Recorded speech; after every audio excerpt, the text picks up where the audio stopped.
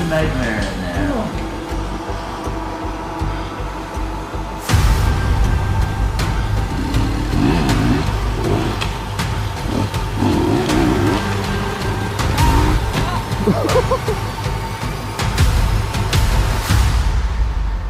Just a heads up, this may not be easy to watch. So this is Catherine, everybody. Catherine McIntosh.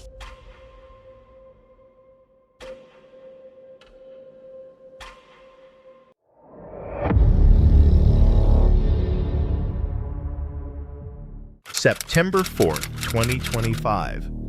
The action adventure Twins, a channel run by two identical brothers known for uncovering caves, tunnels, and forgotten underground spaces, embarked on another strange mission. This time, their journey led them to a quiet suburban neighborhood. Beneath the houses of unsuspecting residents, they stumbled upon something unbelievable: a full-sized home carved inside a cave. The deeper they explored, the clearer it became someone had once tried to build a life in stone only to disappear, leaving everything frozen in time.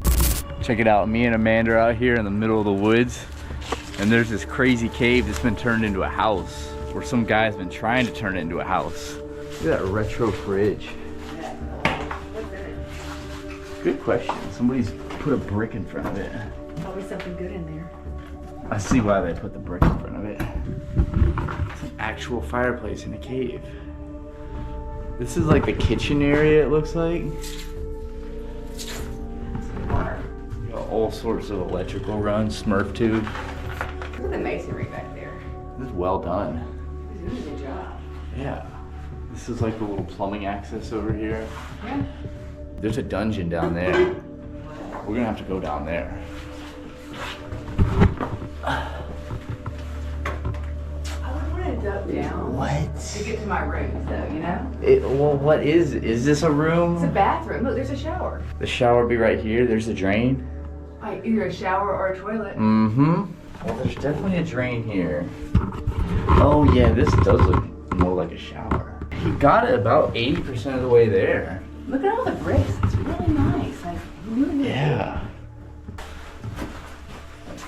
Or what is that? Cement? I think it's just concrete, isn't it? He has a lot of electrical boxes. He was about to put a lot of lighting in here. The adventure began right away. Within moments, the twins were standing in a cold chamber lined with brick walls and remnants of old electrical wiring, a clear sign of human effort shaping the rock. A dusty refrigerator sat beside a stone fireplace, both oddly preserved as if waiting for their owner's return. Further inside, they discovered what appeared to be a half-built bathroom complete with pipes and drains carved straight into the ground. This step right here is really small. You just have to be careful and watch your step. Oh, this is crazy. It gets even bigger down here. It's pretty cool. How would you keep the moisture out of here? That's I think that's why he abandoned it. like This is crazy. This has to be the bedroom. This is where I would put the bed. It looks like you could literally just walk in a natural cave over here. It does. That's insane. And there's some crazy white formations. Look at this. It's a cow bone. Or a human Oh. bone. This is so pretty. I know. I thought that was gonna be. I hear water. Me too. He has like a river running under his house. Oh, there's a hole over there. We're going through that hole, aren't we? Yes. Because that's where the water's coming from. As they descended deeper, the air grew damp and heavy. A faint odor of moisture filled the tunnels, accompanied by the distant murmur of running water. "There's a river under here," one whispered, his voice swallowed by the dark. Water dripped from the ceiling, marking the passage of decades since anyone had walked those halls. I don't know if this is actually possible. Oh, there's a pool of water down there. Head first. Might not have been the best way, but it worked. A lot of mud.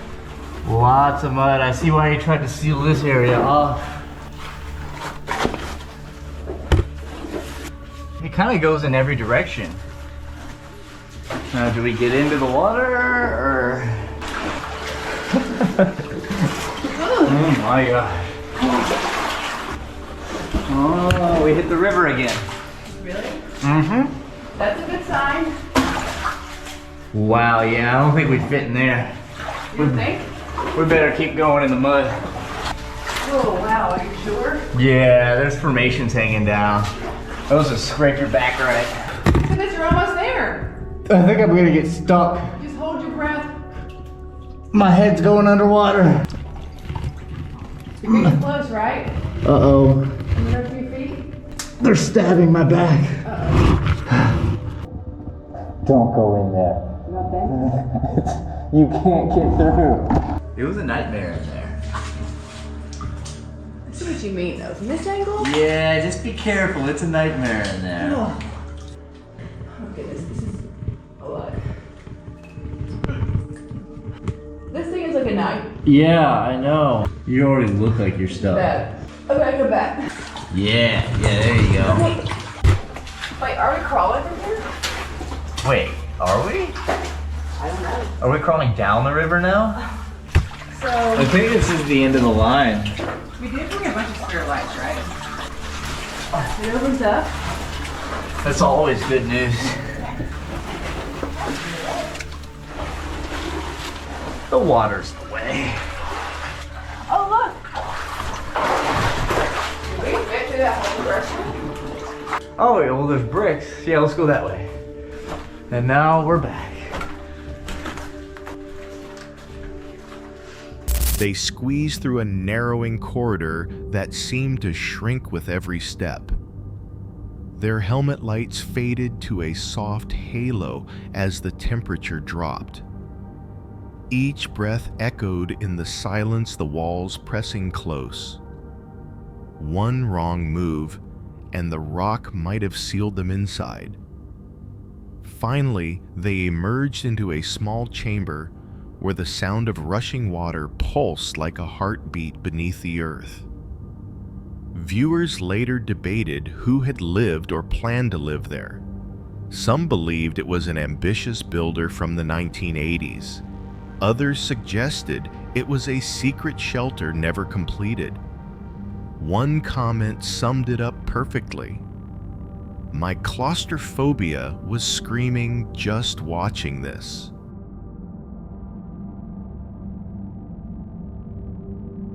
When the twins finally climbed back to the surface, coated in mud and gasping for air, they realized the cave lay directly beneath someone's backyard. Above ground, life continued quiet, ordinary, unaware.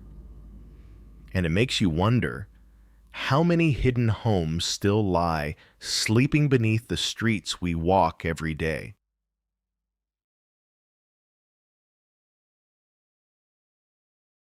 February 2024, near Eagle River, Alaska, Maria, the creator behind Roaming Reckless, drove her aging Land Rover deep into the snow with her dog Blue. Her channel usually focuses on quiet overland journeys across America, camping, cooking, and surviving the cold. This time, she planned a simple 3-day stay at the Rapids Camp Yurt along the historic Iditarod Trail. But Alaska had other plans.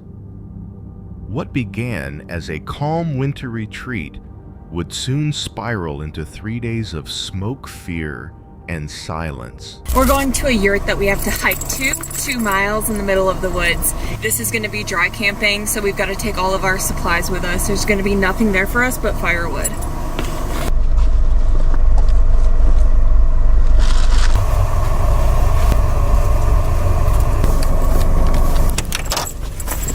Oh, this thing's so heavy, oh my gosh.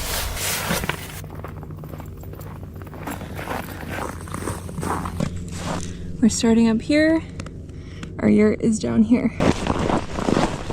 We're 15 minutes into our walk. My back is already killing me, so gotta love scoliosis. Oh my god, this is insane. I actually feel like I'm in Narnia. Like, come on. Rapids Camp Yurt, heck yeah. Here you go, bub. Just in time before dark. Oh my gosh. Oh my gosh. Ah. Someone remind me to get a hiking backpack. A proper one. Thanks.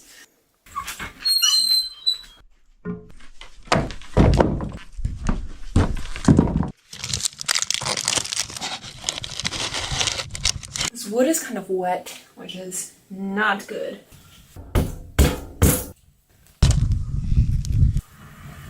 Now we're cooking.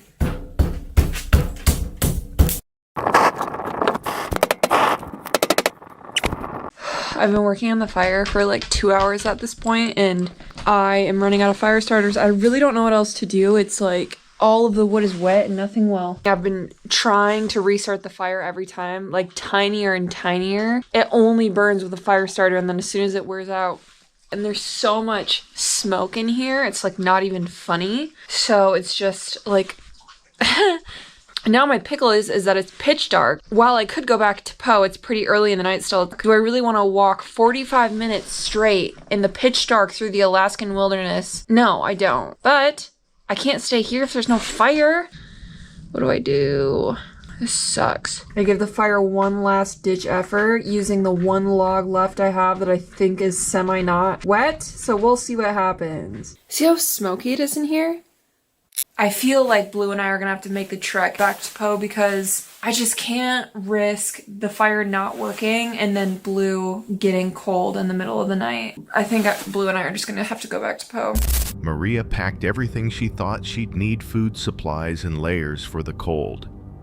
Blue trotted ahead as they followed a narrow, snow-packed trail winding through the white forest. The hike was only 2 miles, but halfway through her back already ached under the weight of her gear.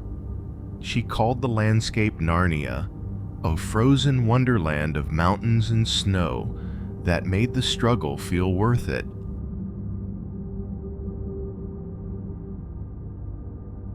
When the yurt finally came into view through the dusk, it looked perfect. A small, round shelter standing alone beneath the peaks. Inside a wood stove, a bunk bed, and what seemed like enough warmth to last the night. But the wood refused to burn.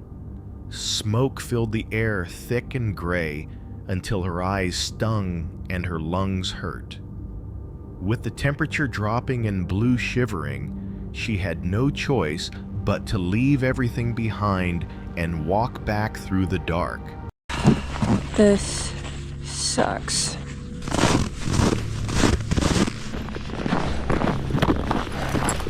I've never been so happy to see this truck in my life.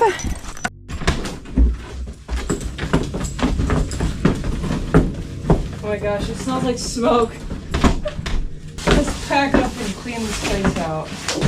Frozen solid. Good thing we didn't stay last night. There's a sign in here talking about an aggressive bear in the area, and granted, bears are hibernating right now, but they do come out of hibernation every once in a while, and we're in aggressive bear territory, so.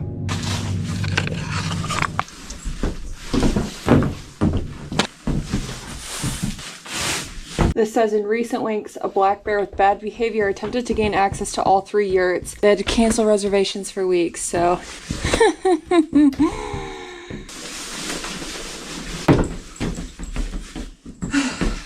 Wish us luck. She carried only a flashlight, a knife, and her fear. The forest was silent, the kind of silence that presses on your chest. When she finally reached her truck, relief came like air, the heater humming, Blue curling up beside her. The next morning, she returned to the yurt. A note pinned to the wall warned campers about a black bear that had recently torn through the same area. Later, her heater failed. her backup power died, and she ended the trip sore, exhausted, and grateful it hadn't gone worse.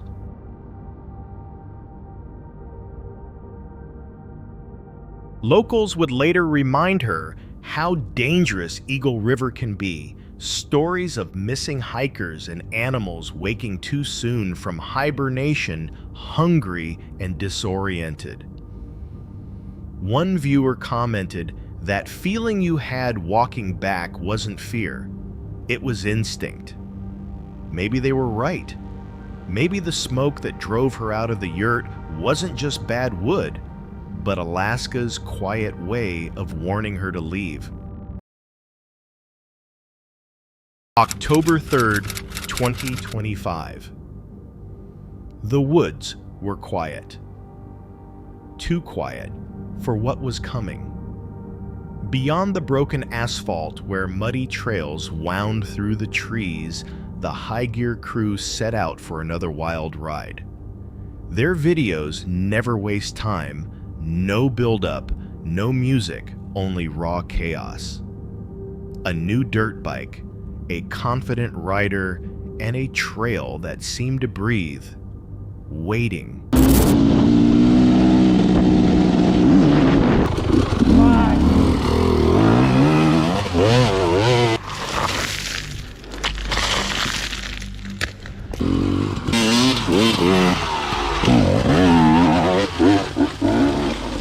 Woo!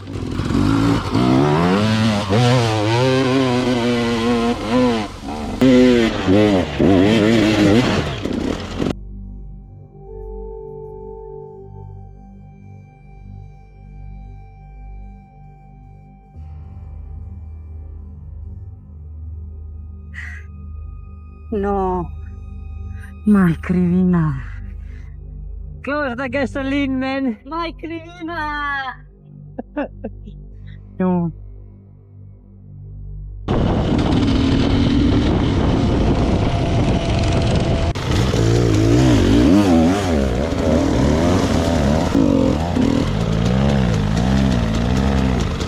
The engine screamed to life, echoing like an untamed creature. For a while, everything went smoothly. The rider balanced on one wheel, cutting through dust and gravel with ease.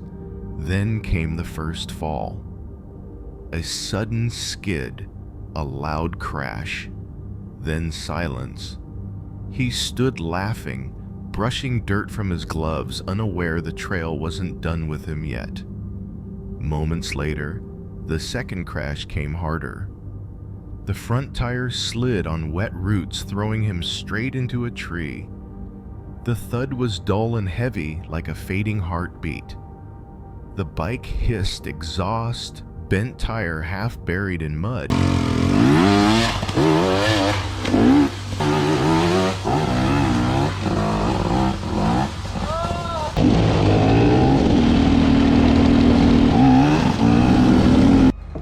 Yes, green. Green, yes. Red. Red, yes.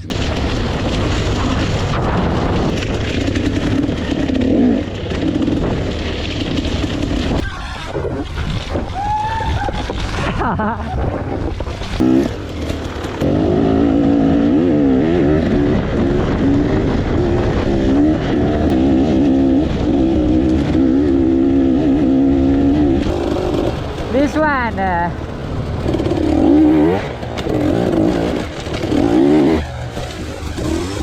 Ui, abbiamo Mike. Oh, ne abbiamo bisogno.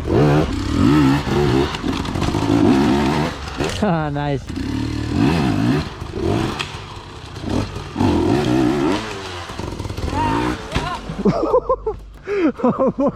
Joj, da je res, da je moj pet preživel, ej. Moj pet survive.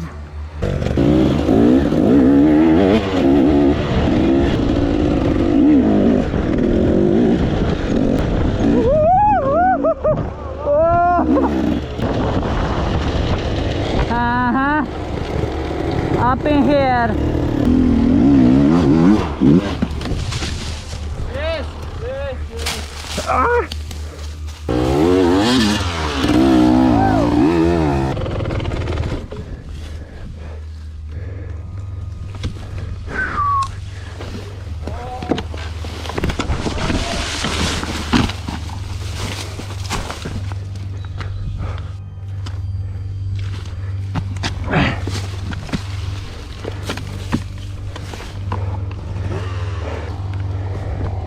Still, he climbed back on. The forest darkened as the trail narrowed. The third crash was worse.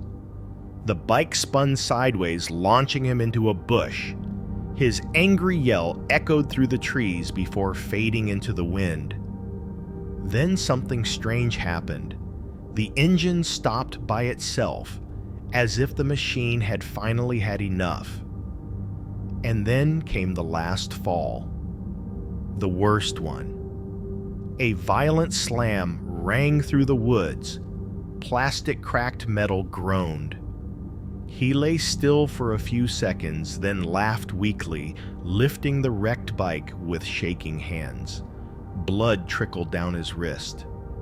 "My pet needs reviving," he muttered, voice trembling between pain and disbelief.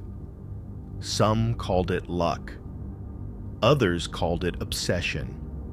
Maybe it was both a reckless bond between man and machine where pain became proof of life. When darkness settled over the trail, he stood alone. The forest seemed to close behind him, the air heavy, almost watchful. Every fall felt recorded, memorized by the woods themselves.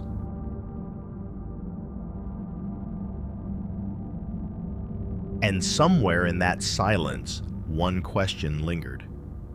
Next time, would the forest let him leave?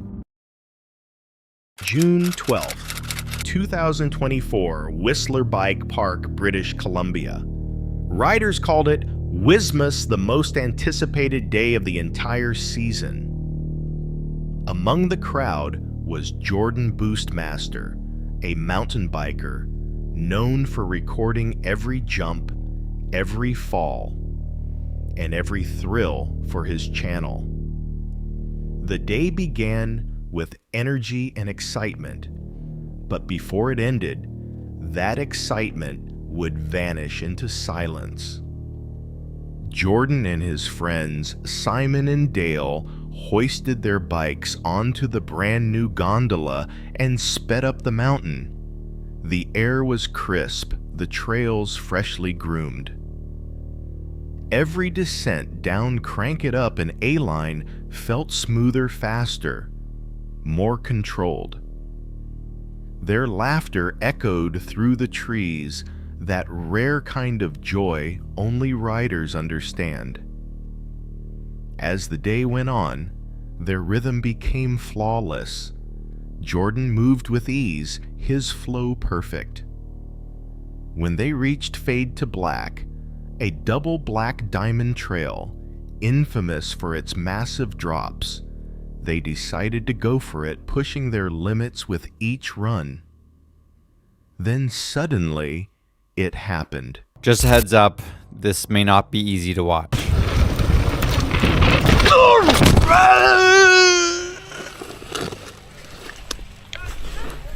That was the hardest impact I've ever had, and at this point, I cannot make a sound. There's no airflow in or out. I've knocked the wind out of myself a number of times before, but this was different. Are you just winded? Yeah. I almost passed out at this point, and I think it was because I couldn't exhale any carbon dioxide. At this point, it felt like I was starting to almost wake up from a dream. Just breathe. You're okay. You're okay. Can you talk? A little bit. Yeah. So everyone called patrol, and around 5 minutes later, they showed up. Okay, thank you. The camera shook. The screen blurred, and all sound disappeared. Jordan had crashed hard. The impact was brutal, followed by a chilling silence. He tried to draw breath, but the air wouldn't come. His body stayed still as the world spun around him. Within minutes, rescuers rushed in, calling for an emergency evacuation. By the time the helicopter reached Vancouver, the news was grim. 5 fractured ribs, a collapsed lung, and several days in the hospital fighting to breathe again. Viewers later said they froze while watching. One wrote that silence after the crash was haunting. Another commented, "I saw that same helicopter land that day." For a moment, The entire biking community felt how fragile the ride can be. Weeks later, Jordan posted, "I'm healing super well from this crash now." But that question still lingers. How far would you go for the thrill of one last run? October 6th, 2020. In the remote countryside of Brazil, where folklore lives longer than memory, the team from Chamos, a YouTube channel dedicated to haunted legends, sets out to explore one of the nation's oldest myths, the lobisomem, or Brazilian werewolf. That night, under a blood-red moon, their search for truth would take a terrifying turn. The footage starts with the crew standing on a dirt road surrounded by darkness flashlights cutting through the fog. Chamos lays out the plan to track the creature that locals claim still stalks these hills.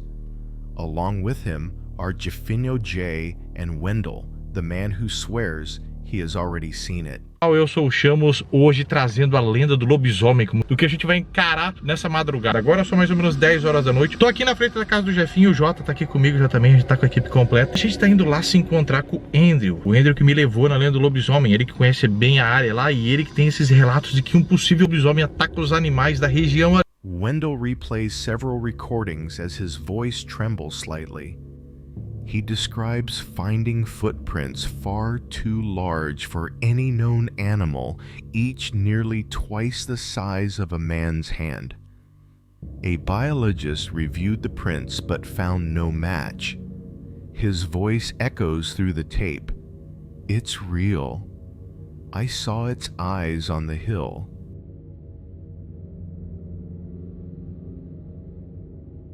Later that night, Wendell spreads out a hand-drawn map and points to a marked safe zone.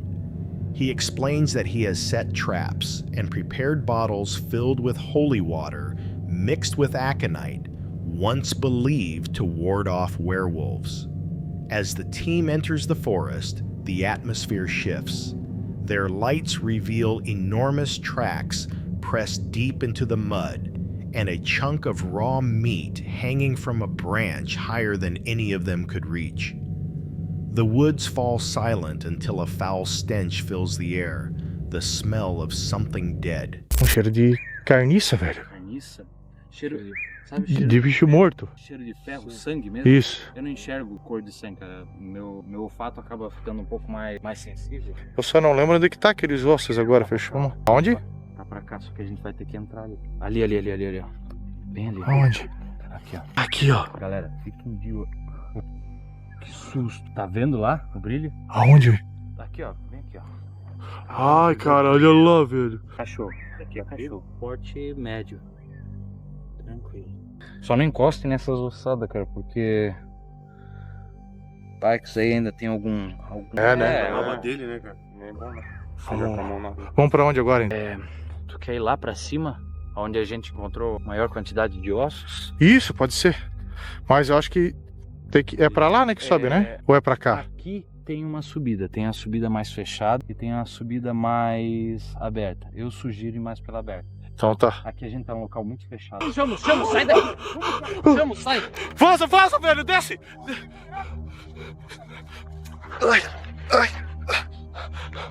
Ai, cara! Caí na árvore aqui, velho! Ai, cara! Ele tá lá em cima, velho! Eu falei pra vocês! Corre pro cisco, Jefinho! Corre, cara! Cara, arrebentei meu dedo! O que tu fez? O que deu ali, cara? Arrebentei meu dedo. Eu caí do degrau, velho. Nossa, eu disse que ali era perigoso, que era liso, cara. Cara, minha água ficou pra trás, cara. Estamos sem proteção agora, velho. Não tá focando aqui, bicho. Olha só, arrebentei meus 2 dedos, cara. Olha só. Não tá focando, cara. Ei, mas o que era aquilo lá, cara? Cara, que susto, velho. Era um... Vocês viram que a lua apareceu. Mano do céu. Moments later, 2 glowing eyes flicker in the dark, unmoving. The group freezes as dogs bark wildly somewhere in the distance. When they step forward, they find bones scattered along the ground. Then a sudden crack above them. The hillside trembles. Kamos lifts the camera just as the clouds part, revealing the moon's red glow across the ridge. There, a massive figure stands, its outline covered in fur. "Elle time sima velho," he yells. "It's up there."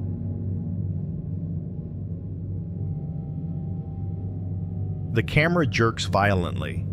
The footage turns chaotic, shouting heavy steps and desperate breathing as they sprint downhill in panic.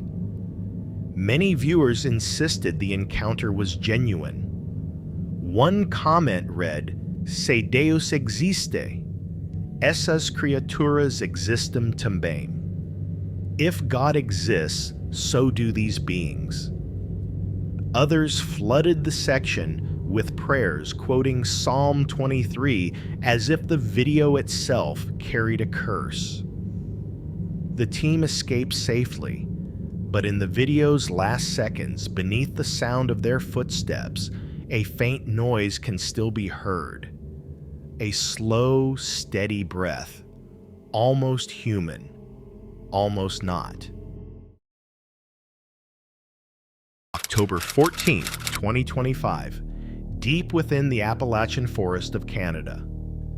Paranormal investigator Lamar, from the YouTube channel Paranormal Discovery, begins a solo camping trip unlike any he's done before. His channel is devoted to exploring real haunted sites and capturing unexplained phenomena on camera. But this time, the location holds a darker story, the secluded grave of an 8-year-old girl named Catherine McIntosh, who died in 1889. Locals claim her spirit remains bound by something else, something only known as the Gray Being. For Lamar, this isn't just another investigation. It's a descent into one of Canada's most haunted places, and what he encounters here might forever change what he believes about the afterlife. We got her grave right there. All right, Key, let's go take a look. So it looks like people have actually came here. They put like a wire like all through here. I don't know if you can see that. There's a wire. What do you smell, Key? What do you smell, baby? Smells something, huh? So, hold on. What's going on, babe? What's going on? So this is Catherine, everybody. Catherine McIntosh. For those of you guys who have been following me for the last 4 years, you have probably known about Catherine McIntosh. For those of you guys who are new to the channel and have never seen this before, this is one of a kind, man. This is a one of a kind spot. And you don't find this at all very often. Now this is almost sad, but creepy at the same time. And yeah, she just sits here in the middle of nowhere. I'm not joking.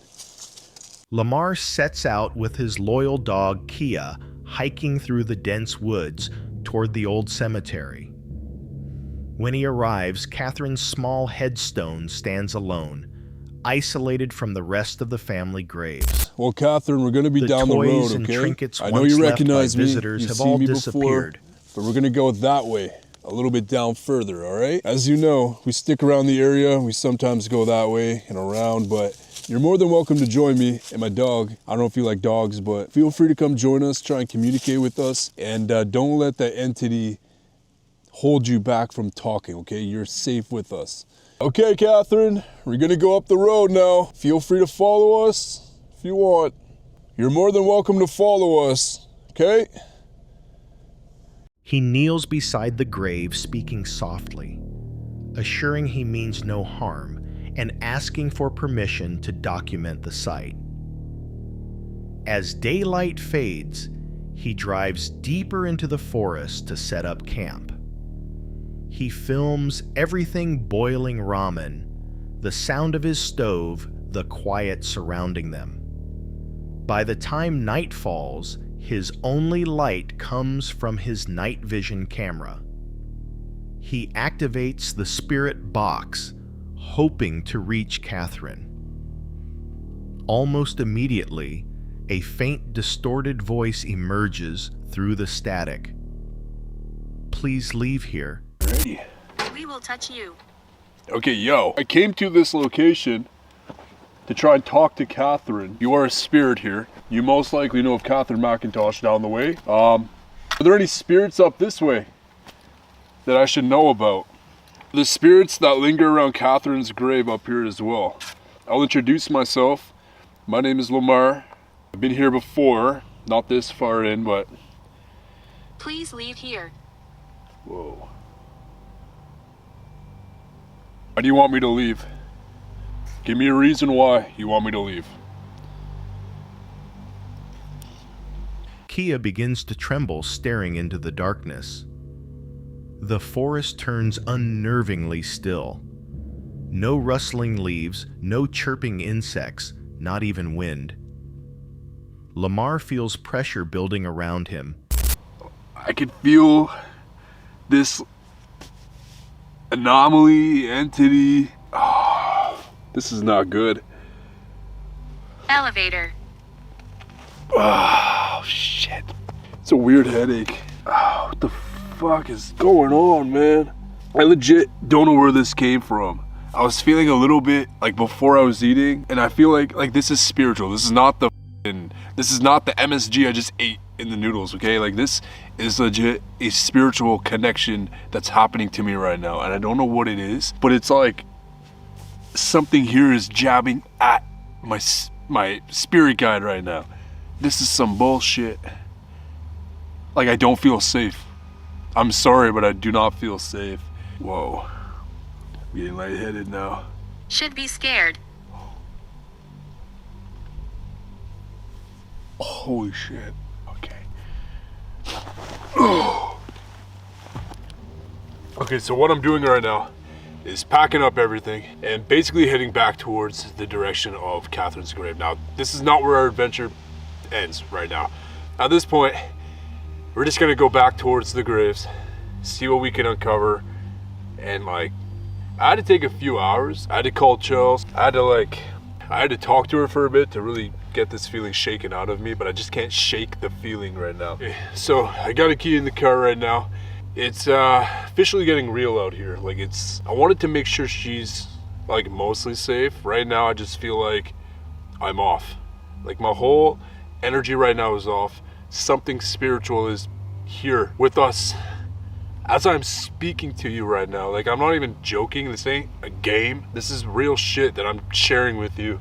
As much as people in the comments think it's a game, it's not a game. Right now, there's something real and something just sketchy. It's like not even like chill. Hello? Hello? Hello? It's literally like in front of me. Dude, I'm freaked the fuck out right now. Woo! Ah!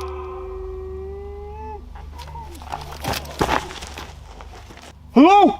Holy shit! Who's that? Who's there? Oh. Who's there? I apologize, guys. I truly apologize to you.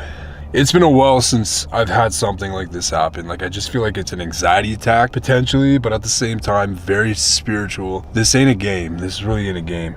It is 12:04, and yeah, we still out here. Look at this, middle of nowhere. It's kind of crazy. Yeah, it's kind of a bad idea that we're doing this, but it is what it is, man. So I'm gonna keep driving. I'm just gonna leave this kind of in night vision right now and just kind of, I don't know.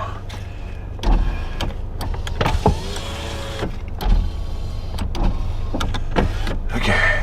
His head throbbing as fear creeps in. He decides to leave quickly, packing up his gear and driving back toward the grave. As he nears the site, the air grows thick and heavy.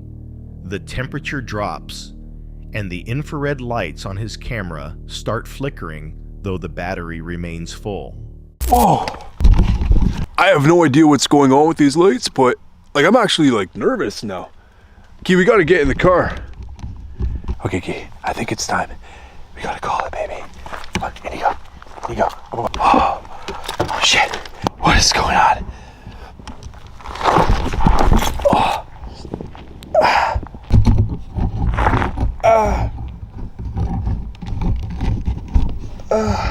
Who's doing this?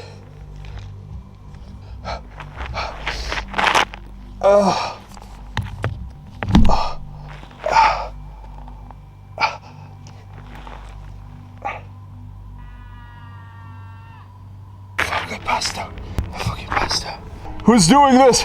Fucking suddenly knocked me the fuck out. Oh shit. Yeah. Get the fuck out of here, Key. We're getting the fuck out of here. Oh shit. Yeah. Suddenly, a loud crash, the camera drops to the ground. The screen goes black. When it flickers back on, Lamar is on the ground screaming, saying he's been struck. Disoriented, he grabs his equipment, leaps into his car, and speeds off into the darkness. After the video's release, viewers debated what truly happened. Some believe Lamar was attacked by something unseen, maybe the same force that keeps Catherine's spirit bound to her grave. Others think exhaustion, fear, and isolation triggered his mind and body to break down. But one comment stood out. You told it it couldn't hurt you, but you never told it not to follow you home. Since that night, Lamar hasn't returned to the Appalachian forest, and his viewers still wonder, did he escape that place, or did something come back with him? That's it for tonight. Which moment creeped you out the most? Drop it in the comments. Have your own story? Share it with us, and stay tuned. The next one is even darker.